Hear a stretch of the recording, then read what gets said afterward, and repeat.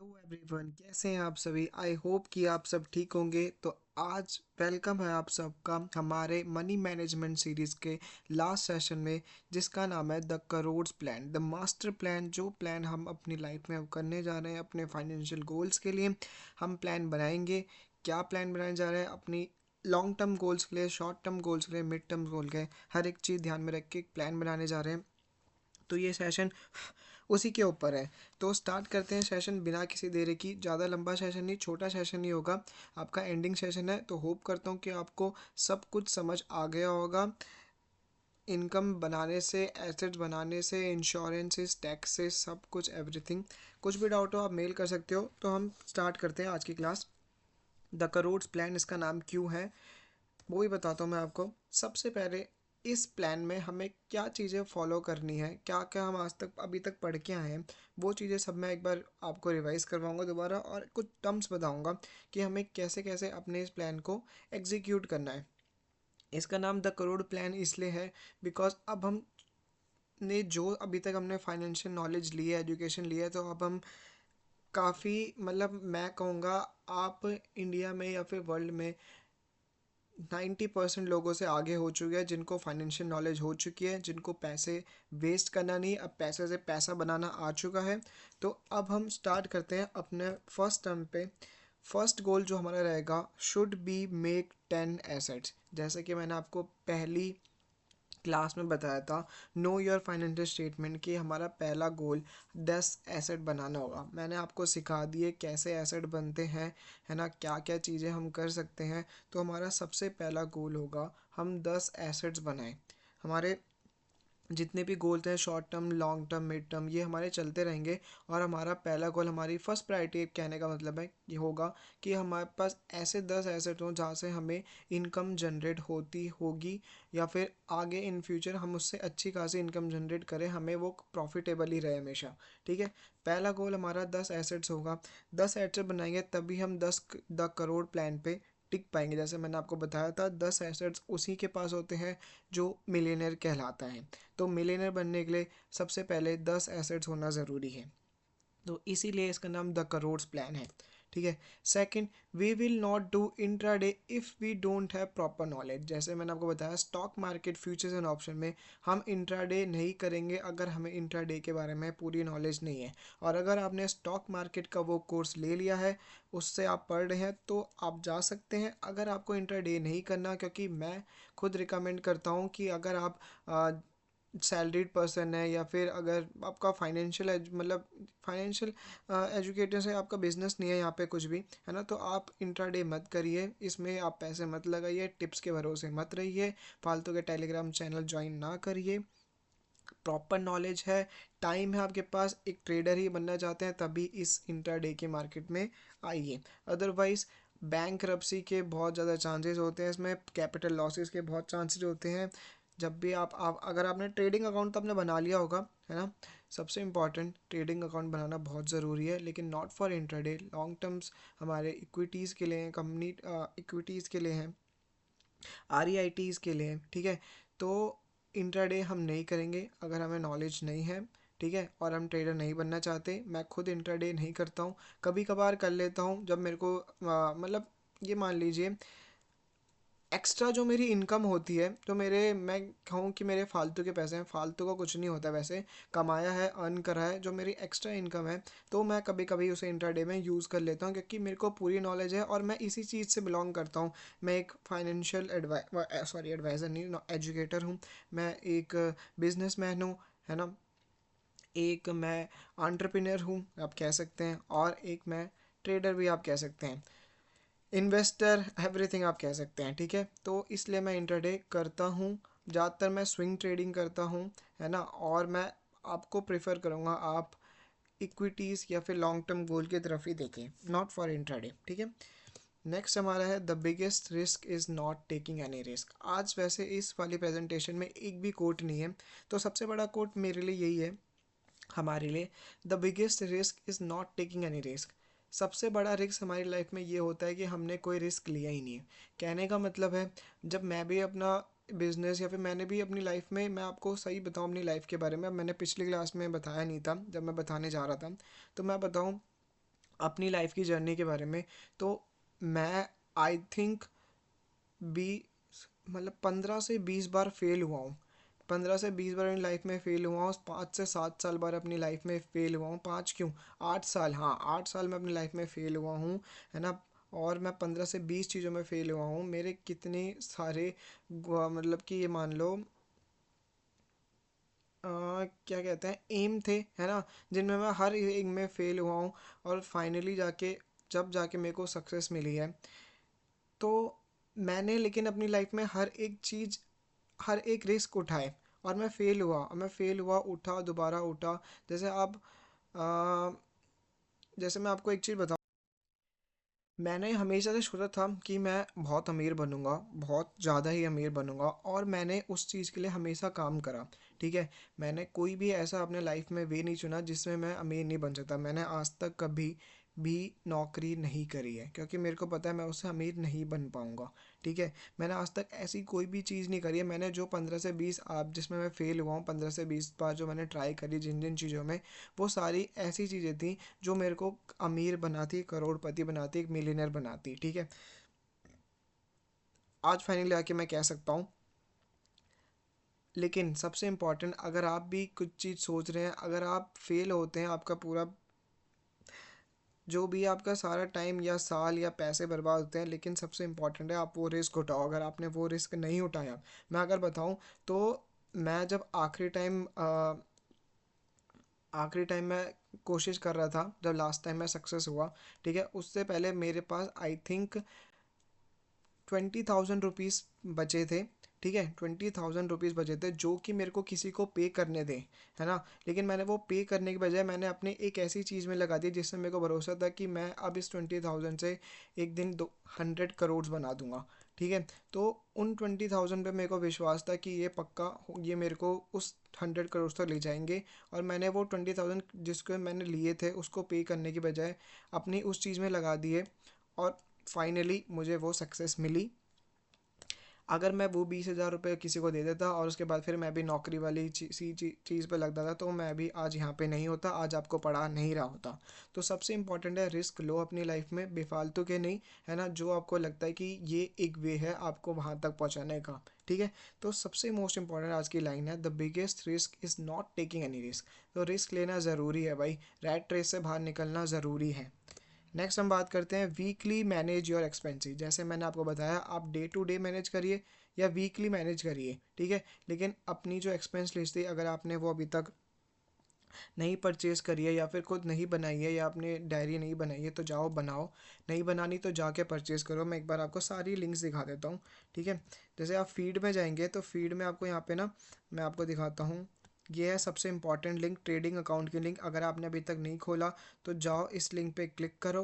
ठीक है, ऐसा आपका कुछ वेब पेज खुलेगा। यहाँ पे जाके ईमेल एड्रेस डालो, फ़ोन नंबर डालो, कंटिन्यू करो, और जो भी इंफॉर्मेशन आएगी फिल करने के लिए वो फिल करो। ठीक है, ये है fill up this form if want any course on topic. किसी भी कोर्स पे आपको किसी भी टॉपिक पे वो कोर्स चाहिए तो इस फॉर्म को फिल करो।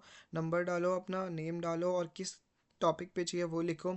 अगर आपने हमारी टेलीग्राम कम्युनिटी ज्वाइन नहीं करी तो जाओ वहाँ से ज्वाइन कर सकते हो। वहाँ पे मैं काफ़ी सारे अपडेट डेली देता रहता हूँ।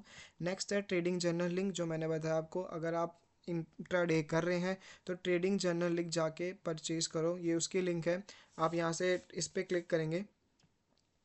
एक सेकेंड लोड हो रहा है। तो ये है, सॉरी, तो ये है ट्रेडिंग जर्नल की लिस्ट। जाओ इस पे जाके आप यहाँ से परचेज़ कर सकते हो, है ना। यहाँ पे पूरा आपको जो मैंने आपको दिखाई थी जर्नल, वैसे आपको मिलेगा। यहाँ पे जाके आप ये शीट जो है ख़रीद सकते हो। और है आपका ये रहा मनी मैनेजमेंट शीट। ठीक है, जो मैं आपको बता रहा हूँ करने के लिए। और ये है मनी मैनेजमेंट शीट, यहाँ से जाके आप इसको ही परचेज़ कर सकते हैं, और अपने डेली जो वीकली मैनेज करने हैं आपको एक्सपेंसेस, वो आप यहाँ पे लिख सकते हो। ये भी आप जाके परचेज़ कर सकते हो। नहीं परचेज़ करनी तो जाओ एक्सेल शीट में जाके खुद बना लो, या अपनी कोई कॉपी डायरी ले लो, उसमें जाके मैनेज करो। देखो आपके डेली आपको कितने क्या खर्चे हो रहे हैं, बेफालतू के क्या है, उनको एक्सपेंसेस को कट ऑफ करो। ठीक है, यही चीज़ है मनी मैनेज शीट में। एंड बात करते हैं हम आगे। वीकली मैनेज करने हैं आपको एक्सपेंसेस को, और हो सके तो आप डेली करो, बेटर है कि डेली करो। ठीक है, हर दिन आधा घंटा निकाल दो, 5-10 मिनट निकाल दो रात में, ज़्यादा टाइम नहीं लगेगा। नेक्स्ट बात करते हैं हम शुड हैव इमरजेंसी फंड। अब इमरजेंसी फंड क्या होता है, ये मोस्ट इंपॉर्टेंट है यहाँ पे बताना मुझे। आपको सबसे इम्पॉर्टेंट अपने दो बैंक अकाउंट होने चाहिए आपके, दो से ज़्यादा भी रख सकते हो आप, ठीक है, लेकिन दो बैंक अकाउंट आपके होने चाहिए।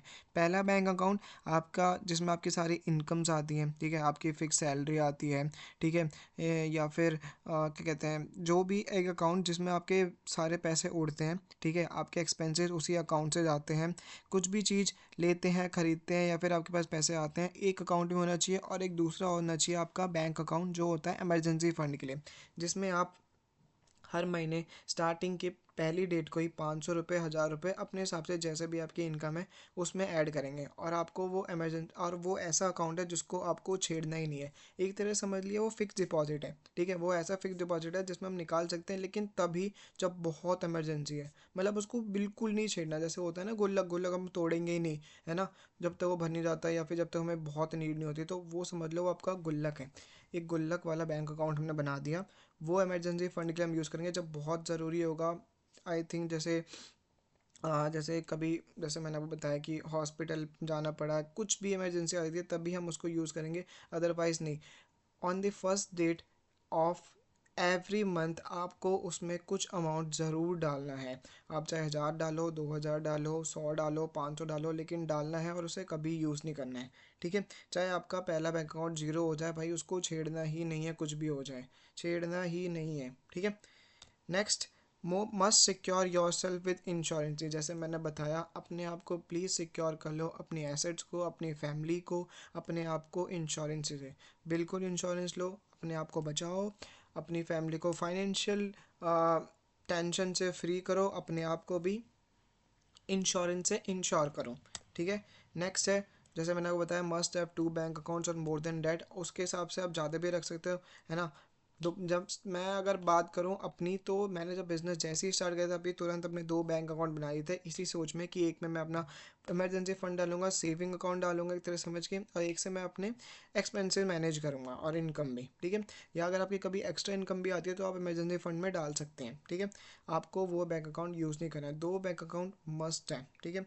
और हो सके तो ज़ीरो सेविंग अकाउंट खुलवाना, जिसमें आपको मिनिमम क्या कहते हैं, मिनिमम सेविंग, मतलब मिनिमम बैलेंस नहीं रखना पड़ता। कोटक महिंद्रा का खुल जाता है ज़ीरो सेविंग बैलेंस अकाउंट, तो वो आप खुलवा सकते हैं, ठीक है। नेक्स्ट बात करते हैं पे yourself first than others. ये सबसे इंपॉर्टेंट है। अब मैंने ये पढ़ा था रॉबर्ट कियोसाकी की रिच डैड पुअर डैड की बुक में से। उसमें वो कहते हैं कि पे yourself first than others, कहने का मतलब है सबसे पहले अपने आप को पे करो, फिर दूसरों को। जैसे मैंने बताया आपको, पहली तारीख को आप अपने बैंक अकाउंट में डालो, है ना, आपकी जो भी इन्वेस्टमेंट है, जहाँ जहाँ हम इन्वेस्ट कर रहे हैं, आपकी पहली तारीख तक हो जानी चाहिए, ठीक है। उसके बाद दूसरों को, ठीक है, आपके जितने भी खर्चे हैं उसके बाद, ठीक है। क्योंकि अगर जैसे आपकी इनकम है, चलो जैसे मान लो आपके 50,000 आपके हर महीने आते हैं, और जैसे आप 30-40 हज़ार रुपये भी अपने आप को दे देते हो, अब बचते हैं आपके 10-20 हज़ार, तो अपने आप को इतना फोर्स करो कि दूसरों से गाली ना खाओ, दूसरों के पैसे आपको देने पड़े। जैसे मेरी भी कुछ पहले जाती थी, है ना, ईएमआईज़ वगैरह जब मैं लेता था, है ना, जब मेरे को भी फाइनेंशियल नॉलेज नहीं थी, है ना, तो ईएमआईज़ और जो भी चीज़ थी वो एंड में जाती थी मेरी, ठीक है। और अपने आप को मैं खुद पहले पे करता था। पहले अपने आप को पे करो, ताकि हमारे अंदर मजबूर हो जाए कि अब मेरे को उस इंसान को पे करना है, या अपनी वो ईएमआई भरनी है ना, तो उसके लिए अब मैं पैसे कहाँ से लाऊं, तो ताकि आपके अंदर एक वो रहे कि अब मेरे को ज़्यादा वर्क करना है, और मैं यहाँ से वो चीज़ के लिए पैसे पे कर सकूँ। तो सबसे पहले pay yourself first, most important. Then हम बात करेंगे mostly use cash, minimise your online transaction. ये बहुत फ़र्क पड़ता है हमारी साइकोलॉजी पे इसका। क्या है कि आजकल ऑनलाइन का ज़माना आ चुका है, तो 90% ऑफ द ट्रांजेक्शन जो है इंडिया में ऑनलाइन होती हैं अब, ठीक है। 10% ही कैश के थ्रू होती हैं। तो हर एक जगह आप देख रहे होंगे, सब जगह ऑनलाइन ऑनलाइन ऑनलाइन सिर्फ, ठीक है। तो मैं आज की अगर सही बताऊँ, अपने एक्सपेंसेस कट ऑफ करने हैं, तो भाई ऑनलाइन यूज़ करना बंद कर दो, डिलीट कर दो पेटीएम, गूगल पे, ये सब मतलब रहना ज़रूरी है, ठीक है। मानता हूँ, क्योंकि कुछ एप्लीकेशन या आपकी खुद की इन्वेस्टमेंट कहीं जा रही है तो वो ऑनलाइन ही जाएगी, ठीक है, ज़रूरी है। लेकिन वहाँ से अपने एक्सपेंसेस वहाँ से मत दो, ठीक है। आप कैश यूज़ करो। जब आपकी जेब से कैश जाएगा ना, आप जैसे हम क्या होता है, हम जैसे 2-3 हज़ार रुपये की टी शर्ट या कपड़े ले लेते हैं, है ना, ऑनलाइन हम एक स्कैनर स्कैन करते हैं और तुरंत पैसे ट्रांसफ़र कर देते हैं, ज़्यादा कुछ फ़र्क नहीं पड़ता। और वही 2-3 हज़ार, 500 के 4, 5, 6, 7, 10 नोट जाएंगे ना, तो बहुत फ़र्क पड़ता है। तो आपकी साइकोलॉजी पे ना बहुत डिपेंड कर तो आपकी साइकोलॉजी पे बहुत फ़र्क पड़ता है। तो ये चीज़ ज़रूर इस्तेमाल करो, कैश यूज़ करना इस्तेमाल करो, कैश यूज़ करना इस्तेमाल करो। ऑनलाइन भूल जाओ, बहुत कम करते हो। जो ज़रूरी है कि वो ऑनलाइन ही कर सकते हैं तो वहीं पे ऑनलाइन यूज़ करो, वरना तो कैश यूज़ करो पूरे टाइम। ठीक है, हमेशा कैश यूज़ करोगे तो अपने आप ही पैसे बचने लग जाएंगे, 1 महीने के अंदर ही फ़र्क दिखने लग जाएगा आपको। फालतू के खर्चे आप बिल्कुल नहीं करेंगे। जब आपके 500 के नोट जा रहे होंगे ना, तो समझ आ जाएगा। तो हमेशा कैश यूज़ करो। ठीक है, मेक एसेट्स नॉट लाइबिलिटीज़। ठीक है, जैसे मैंने बताया, कोशिश करो कि आपकी हर एक चीज़ को आप एसेट बना सको। मतलब ये बहुत मुश्किल है। जैसे ऐसा तो नहीं है कि मैं अब घर में कुर्सी लेकर आया हूँ तो कुर्सी को मैं अपना एसेट बना दूँ। नहीं, उन चीज़ की नहीं कह रहा मैं। जो भी चीज़ आप खरीदते हो, कुछ एक्सपेंसिव चीज़ खरीदते हो, तो हो सके कि आप उसको पहले देखो कि आपके लिए वो लाइबिलिटी है या एसेट है, क्या है। तो हमेशा एसेट बनाने में पहले फोकस करो, लाइबिलिटीज़ मत अपनी लाइफ में ऐड करो। एसेट्स बहुत ज़रूरी हैं, जिससे आपको इनकम है, जो आपको आगे इन लाइफ, अगर आपने 10 10 रुपये का खरीदा है तो वो 20 की बिक जाए, 30 की बिक जाए। तो ऐसे एसेट बनाओ। लाइबिलिटीज़ प्लीज़ इनको दूर करो, कट ऑफ करो अपने फालतू के खर्चे, जितना हो सके दूर रहो फालतू के खर्चों से। Never go with EMI in case of emergency, first build any asset to pay for it. अब मैं आपको एक चीज़ बताता हूँ बढ़िया। मैंने क्या लिखा है यहाँ पे, never go with EMI। EMI क्या है? EMI कितनी गंदी चीज़ है। मतलब बिजनेस, जो भी बिजनेसेस हैं, इन्होंने EMI निकाल निकाल के हमारे मिडिल क्लास या फिर पूरी जनरेशन को EMI के पीछे पागल कर दिया है। जैसे मैंने आपको बताया था कि इंडिया में 75% ऑफ द जो आईफोन्स हैं वो EMI पे ख़रीदे जाते हैं। ठीक है, लोगों की हैसियत, मैं थोड़ा गलत वर्ड यूज़ करूँगा, लोगों की हैसियत या लोगों की औकात नहीं है ख़रीदने की, लेकिन लोग EMI पे लेके उसको ख़रीदते हैं। क्यों भाई? क्यों लेते हैं? क्योंकि सोशल वैल्यू है, दिखाना है। मैं एक चीज़ बताता हूँ, जैसे मैंने आपको बताया था, जो इंडिया में मिडिल क्लास पीपल लोग कार लेते हैं 8 9 लाख की, तो वो सब लोन पे लेते हैं।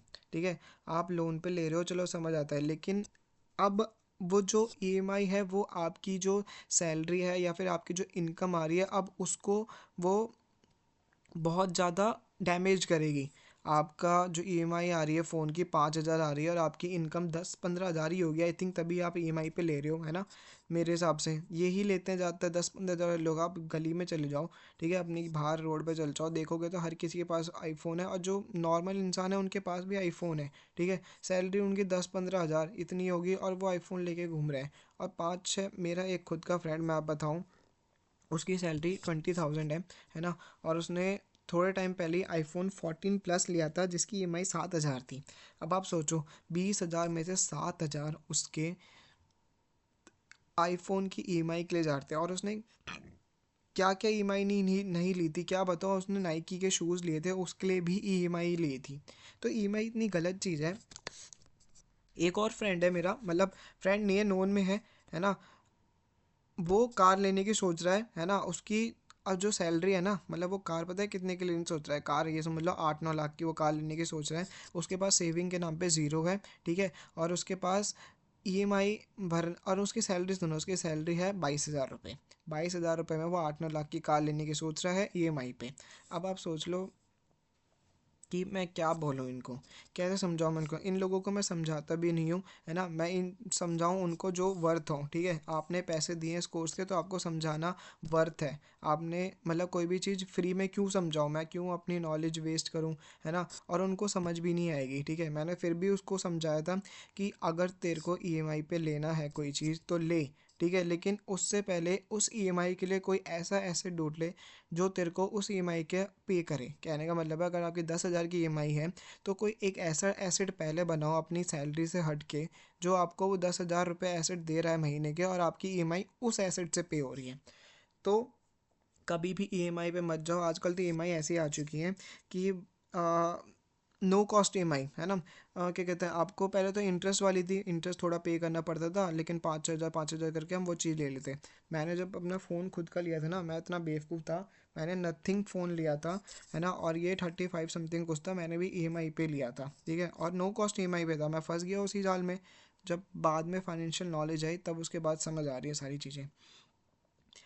तो 35,000 का मैंने फ़ोन लिया, मेरी 5,000 ईएमआई जाती थी, है ना। और मेरी मतलब इनकम तो अच्छी खासी थी उस टाइम, बिजनेस के टाइम की बात कर रहा हूँ। मेरी पर लैख मतलब मंथली पर लैख से ऊपर जाती थी, लेकिन 5,000 जब मैं देता था ना, बाद में समझ आया मेरे को मैं कितना बड़ा बेवकूफ़ था, ठीक है।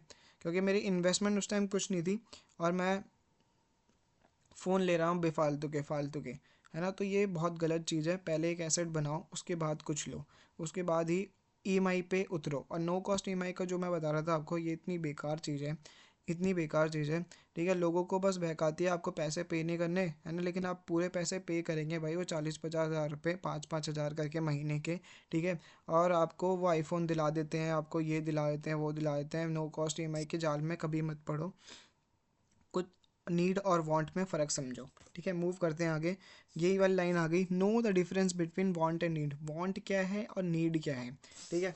यहाँ पे मैं आपको कुछ मेन मेन चीज़ें ऐसे बता रहा हूँ जो अपने दिमाग में अच्छे से डाल लो आप। वांट और नीड में क्या फ़र्क होता है, ठीक है। नीड होता है जो हमारी ज़रूरत है, ये हमको चाहिए ही चाहिए। और वांट होता है हमको पसंद आ रहा है, हम ले सकते हैं इसको, है ना, हम ले लेते हैं, ठीक है। हमेशा जो आपको नीड है जिस चीज़ की, वही चीज़ पे पैसा खर्च करो, वांट पे पैसा मत खर्च करो, ठीक है।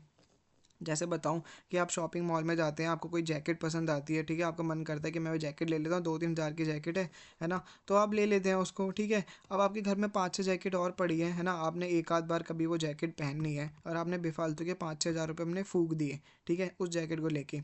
अब वो आपकी वांट में आया क्योंकि आपको वो जैकेट पसंद आई। एक रूल बताता हूँ आपको, एक रूल के हिसाब से, अगर आपको कोई चीज़ पसंद आती है, अगर आपके लिए वो वांट है, नीड की बात नहीं कर रहा, वांट है, अगर आपको पसंद आती है, आपको लेने का मन करता है, ठीक है, तो बस उसको ना 3 दिन के स्किप कर दो।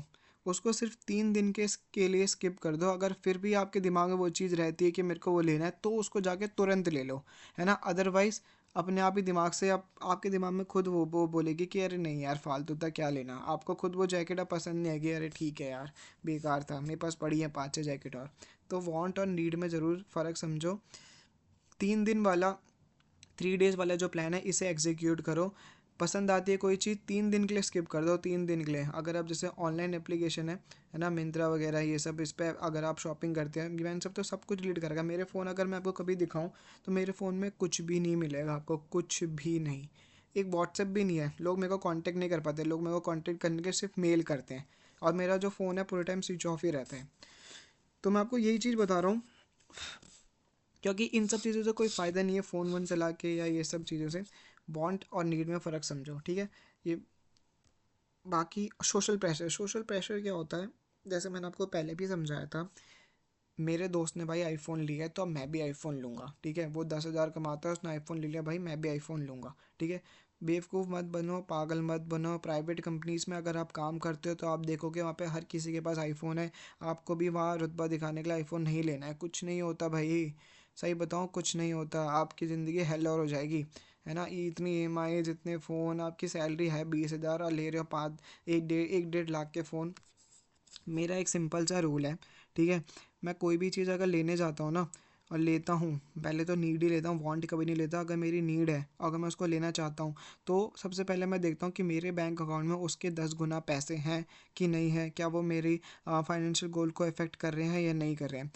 अगर मैं 1.5 लाख का आईफोन लेता हूँ, तो मेरे को पहले मैं उसे 10 गुना से मल्टीप्लाई करूँगा कि मेरी जेब में 15 लाख रुपए हैं कि नहीं है, तभी मैं लूँगा। अगर नहीं है तो मैं नहीं लेता। अगर मैं 15 लाख की गाड़ी ले रहा हूँ, तो मेरी अब जेब में 1.5 करोड़ रुपए हैं कि नहीं है, तभी लूँगा, वरना नहीं लूँगा। ये मेरा रूल है, ये मेरा खुद का रूल है। मैं हिसाब से चलता हूँ, आप अपने हिसाब से भी चल सकते हैं कि आप 2 गुना देख सकते हैं, 3 गुना देख सकते हैं, इस हिसाब से चल सकते हैं, ठीक है। वैसे जो मेन रूल है वो 3 गुना के हिसाब से, कि 3 गुना अगर आपकी जेब में उसके हिसाब से पैसा है तो आप ले, वरना मत ले। लेकिन मैं 10 गुना इसलिए चलता हूँ क्योंकि मेरी बहुत सारी जगह इन्वेस्टमेंट है, मेरे को उस चीज़ के लिए भी देखना पड़ता है, मेरे बहुत सारे एसेट्स भी हैं, तो मैं हर चीज़ देख के चलता हूँ। तो सोशल प्रेशर, दूसरों को देख के चीज़ें लेना बंद करो। दूसरे ने ये लिया तो मैं भी ये लूँगा, मैं भी दिखाऊंगा, मैं भी अपना आईफोन से रुतबा जमाऊंगा। ये आईफोन आईफोन बहुत परेशान करके रखा है इसने भाई, मैंने आज तक खुद आईफोन नहीं लिया कभी। नेवर यूज़ क्रेडिट कार्ड, ओ हो माई गॉड, मैं क्या क्या चीज़ पढ़ाने वाला हूँ उसमें मेरे को कुछ समझ नहीं आ रहा। क्रेडिट कार्ड तो इतनी गलत चीज़ है ना, इतनी ज़्यादा गलत चीज़। वैसे क्रेडिट कार्ड अब अच्छी भी होने लग गई है फॉर दोज पीपल जो असली में जानते हैं क्रेडिट कार्ड की वैल्यू। और जैसे हम जैसे लोग जो पागल हो जाते हैं क्रेडिट कार्ड लेने के लिए, जिनको पता ही नहीं है, हाँ भाई क्या कहते हैं मेरे को ये चीज़ लेनी है, क्रेडिट कार्ड से लेना था, अगले महीने सैलरी आएगी तो पे कर दूंगा। भाई ये बहुत गलत चीज़ है। ये सारे झांसे हैं, ये सारे झांसे हैं बिजनेस के अपने प्रोडक्ट बेचने के और आपकी ज़िंदगी हेल करने के लिए। ये क्रेडिट कार्ड, ये ईएमआई, ये नो कॉस्ट ईएमआई, भाई ये आपकी लाइफ हेल कर देंगे। दूर रहो इन सब चीज़ों से, क्रेडिट कार्ड, ईएमआई से। मैं एक फाइनेंशियल एजुकेटर हूँ, इसलिए आपको नॉलेज दे रहा हूँ, बेस्ट नॉलेज दूंगा, बेफालतू में कोई भी नॉलेज नहीं दूंगा। आपका कोई दोस्त आपको ये चीज़ नहीं समझाने वाला, ठीक है। मैं अगर समझा रहा हूँ, आपने इस चीज़ के लिए पैसे दिए हैं इस कोर्स को सीखने के लिए, तो मैं आपकी लाइफ बिल्कुल ही हेवन कर दूंगा, ये समझ लीजिए, ठीक है। तो भाई क्रेडिट कार्ड से दूर रहो। कभी आपको कॉल आता है भाई, काट दो तुरंत उनका फ़ोन। कभी अप्लाई मत करो क्रेडिट कार्ड के लिए। क्रेडिट कार्ड के लिए कब अप्लाई करना पता है? जब आप कमाने लग जाओगे 1 करोड़ 1 CR पर मंथ कमाने लग जाओगे, समझ आ जाएगी। जो कि जब तक आपके पास पैसा नहीं आता ना, तब तक आपके दिमाग में ये सारी चीज़ें रहती हैं। और जब आपके पास पैसा आ जाता है ना, तो आपको पता है भाई पैसे से पैसा कैसे बनाना है। और आप फिर खुद लोगों को सिखाएंगे और खुद समझ जाएंगे क्रेडिट कार्ड यूज़ करना चाहिए कि नहीं करना चाहिए, ईएमआई है लेनी चाहिए कि नहीं लेनी चाहिए, सब आपको खुद समझ आ जाएगा। एक बार आप 1 CR पर मंथ कमाओ तो वहाँ तक पहुँचो।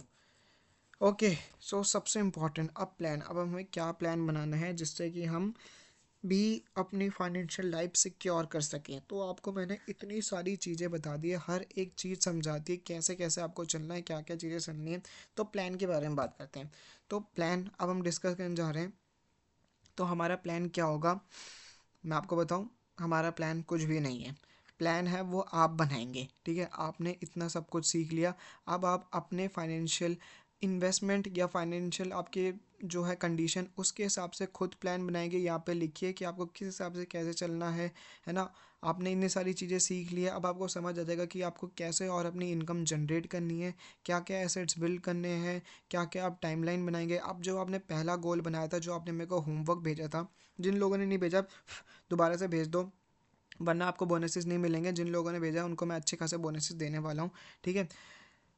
और अब आपके गोल्स चेंज हो जाएंगे। अब आपकी जो फाइनेंशियल प्लानिंग है पूरी चेंज हो जाएगी। एक बार आपने जो फाइनेंशियल स्टेटमेंट में अपनी जो प्लानिंग बनाई है, अब अपनी प्लानिंग बनाओ। अब आपकी क्या प्लानिंग है, और कुछ चीज़ें ऐसी लिखो जो आपको नहीं करनी। डोंट डू, मतलब स्टॉप दोज थिंग्स जो आपको नहीं करनी, जैसे ईएमआई यूज़ नहीं करनी, क्रेडिट कार्ड यूज़ नहीं करना। तो अब प्लान आप खुद बनाएंगे, कैसे आपको अपनी और इनकम बिल्ड करनी है ना। और कैसे आप उनको अपने आपको अपने और एसेट्स बिल्ड करने हैं, कैसे आपको अपनी लाइफ सिक्योर करनी है बाय इंश्योरेंसेस। तो आप प्लान खुद बनाओ। प्लान बनाओ, वर्ड पे लिखो और मेरे को मेल करो। तो आज की, ओह सॉरी, सबसे इम्पोर्टेंट, आज की क्लास कंप्लीट हो चुकी है, हमारा ये चैप्टर कंप्लीट हो चुका है, हमारी ये सीरीज़ कंप्लीट हो चुकी है। तो आप सबके लिए congratulation on completing this financial education and money management course. You have taken a significant step towards securing your financial future and empowering yourself with the knowledge and tools needed to navigate the world of financial finance. Remember, financial wellness is a journey, not a destination. Continuously educate yourself, stay disciplined in your spending and saving habits, and always prioritize your long term financial goals. As you apply what you have learned, may you experience greater confidence, freedom, and peace of mind in your financial decisions. Here's to prosperous future filled with financial success and abundance. Thank you so much. आपने इस course में participate करा, आपने इतनी सारी knowledge generate करी। आप, मैं आपको बताता हूँ, आप 90% लोगों से आगे बढ़ चुके हैं। अब आपको इस चीज़ का सर्टिफिकेट भी मिलेगा, आपकी मेल आईडी पे सर्टिफिकेट आ जाएगा जैसे ही आप इस कोर्स को कंप्लीट करते हैं, ठीक है। एंड बाकी यहीं पे मैं इस सेशन को एंड करता हूँ। अगर आपको ये सीरीज़ जो है पसंद आई है, तो आप जाके हमें मेल कर सकते हैं कि आपको ये सीरीज़ काफ़ी अच्छी लगी है, ठीक है। आपके रिव्यू से हम काफ़ी खुश होंगे, ठीक है। और अगर आप रिव्यू करते हैं तो शायद से हो सके हम आपको आगे और जो भी कोर्स हैं उनमें कुछ डिस्काउंट प्रोवाइड कर दें, या आपको फ्री के बोनसेस मिल सकते हैं। और हमारे साथ जुड़ने के लिए आप हमारी टेलीग्राम कम्युनिटी ज्वाइन कर सकते हैं, या तो आप हर संडे को, मैं कोशिश करता हूँ हर वीकेंड में कि एक वेबिनार या वर्कशॉप रख सकूँ। तो हम मिलते हैं आपके नेक्स्ट वर्कशॉप पे। तो हैप्पी फाइनेंशियल जर्नी। मिलते हैं आपको अब किसी और कोर्स में। तो मेरा नाम है कृष्ण रावत, मैं हूँ एक नॉर्मल इंसान। और आपकी कोई भी क्वारीज है रावत एकेडमी वर्क पे मेल कर सकते हैं। Thank you for joining this session. Bye bye, take care.